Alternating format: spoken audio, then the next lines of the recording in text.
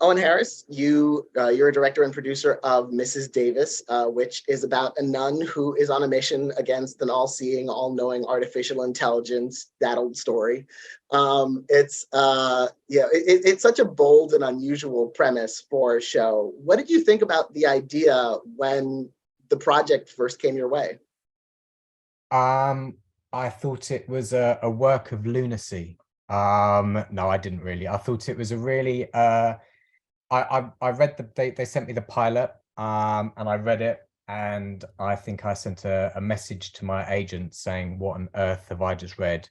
And then that was quickly followed up by another email where I said, "But I love it and I really want to make it." But no, it's a very original, fun, joyful, piece that, from the minds of Damon Lindelof and Tara Hernandez.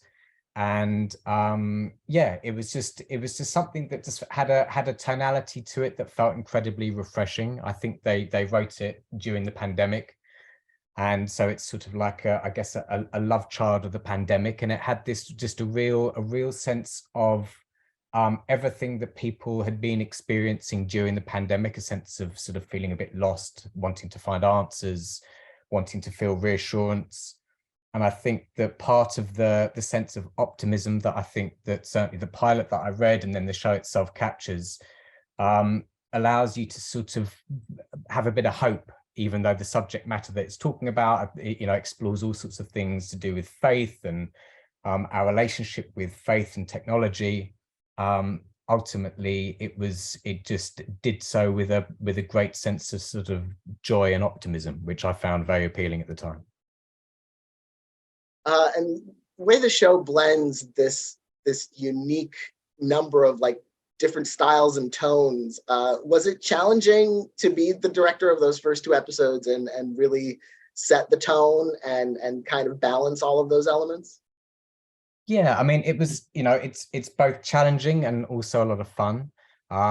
It's I think we all had a conversation very early on that, and it sort of went along the lines of, you only get to have this much fun if the audience feels like someone's got a really firm hold of the reins.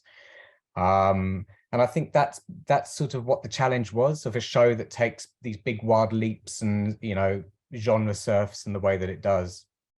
I think that part of that sort of high wire act is sort of um enjoying the sort of the mystery and the sort of the dropping of the breadcrumbs, but also knowing when enough is enough and when to start to reward the viewer or the audience with answers, or keeping them entertained with sort of the action, just figuring out where the balance was in terms of the tease of the story, which it does beautifully, and also how to pay off that sort of drama where plot is messing around with your head quite a lot. And so yeah, it was really, it's a really fun challenge. And it's the sort of work that I've always been, from doing Black Mirrors, it's the sort of stuff that I've always enjoyed and have always been drawn to.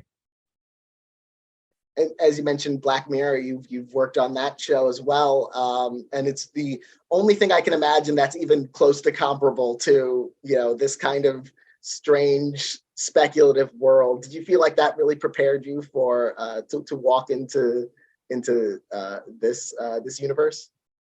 Yes, I mean, definitely it's I guess it's looking at sort of not really sci-fi, but sort of tech-fi, or the sort of the near future, in terms of our relationship with technologies. And Black Mirror does that, has always done that very beautifully. I think that when I've done three Black Mirrors, and when I read Mrs. Davis, I just felt like the world was doing such a good job of being dystopian, that I felt like it was time for me to maybe do something that had a sort of more uplifting energy, and a sort of a joyful heartbeat to it. And I think that it's still, you're still able to sort of examine, the human condition and deep subjects, but certainly with the levity that Mrs. Davis brings to it, it was a really refreshing take on where we are right now as human beings, which is something that Black Mirror did so brilliantly. And I think Mrs. Davis, I was always,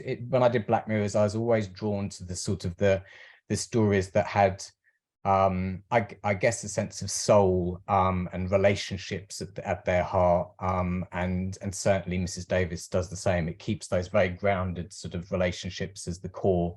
And then it allows you to spin off into these sort of wild flights of fantasy, which is really fun. You've also worked on, Brave New World, the new Twilight Zone.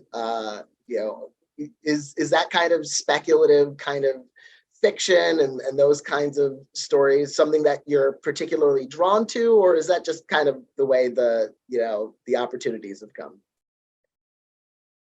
Probably a bit of both. I think that I'm absolutely interested in stories about sort of the near future, or almost to the point where I remember when we on Black Mirrors, the idea about the tech was that we always wanted it to feel almost present, almost like you could walk into a store the very next day and see some piece of technology being trialed that would allow you to sort of do something like this.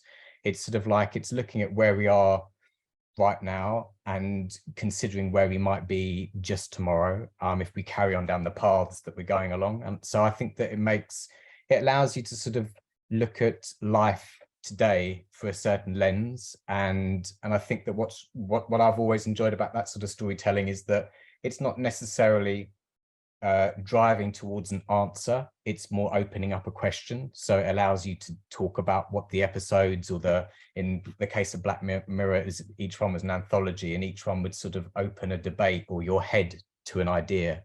And I love that sort of storytelling that isn't necessarily trying to guide you in one direction or the other. And I sort of feel like Mrs. Davis is the same. It allows you to sort of consider things that are very much part of your life today, with a sort of an eye on where we're going in the future. And it doesn't try to solve any of these questions, but it allows you to look at them through a different lens, which I think's really fun to be involved in. And in addition to those first two episodes you directed episode 5, which is you're directing an episode about the creation of the world's most ambitious Super Bowl commercial to showcase the Holy Grail. Tell me about reading that script and what sort of reactions you've gotten to that episode since it premiered, and just how the show continues to evolve in these interesting directions. Yeah, I mean, I think that the commercial became even sort of more meta than it even appears in the show, because we ended up shooting the commercial opens the whole season, but you don't realize at the time it's a commercial, not until episode 5, where you reveal what the whole premise is. And when we were shooting it, we were actually shooting the commercial while shooting the behind the scenes commercial, which actually appears in episode 5. So there were not only the actors on set and crew on set, but then there were also background playing crew, but also some of our own crew in front of the camera being crew. There was another director on set that I was directing, and she herself was directing some of the acts. So it all became quite sort of wonderfully chaotic. And you are trying to capture something that as filmmakers we exist in. It's how we go about our jobs, and there's an element of sort of organized chaos to filmmaking.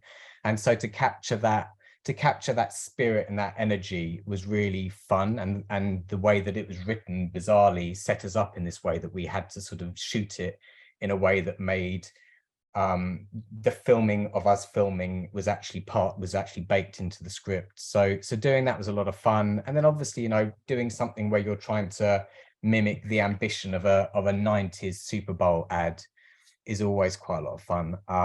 And I think that everyone, when you're set the challenges that Mrs. Davis sort of sets you episode by episode, I think in the end what you find is that everyone's constantly sort of raising their game to try and meet these creative challenges. And I think that every episode in a way almost felt like a pilot. The one thing about constantly, every time a new episode would come in, it's sort of expect the unexpected, and then even the unexpected is going to be unexpected. And it's and it constantly it constantly challenges you to figure out a way of bringing that to the screen and figuring it out and collaborating. And no, it was a huge amount of fun trying to make it all work.